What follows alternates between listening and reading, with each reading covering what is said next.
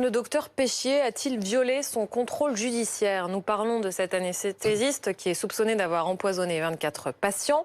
Après sa mise en examen il y a un mois, il avait été laissé libre, sous condition, sous contrôle judiciaire, ce qui avait choqué les familles. Alors aujourd'hui, l'avocat de 12 des victimes l'accuse de ne pas avoir respecté justement son contrôle judiciaire. Il l'accuse d'être entré en contact avec des acteurs du dossier. Écoutez.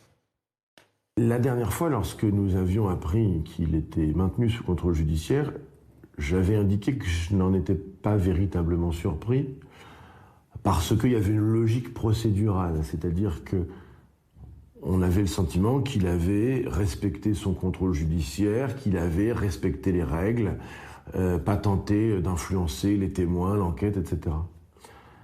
Et en fait, depuis, on a repris ce dossier et nous nous sommes rendus compte, au regard des derniers éléments qui ont été portés à notre connaissance, qu'en réalité, il n'en était rien.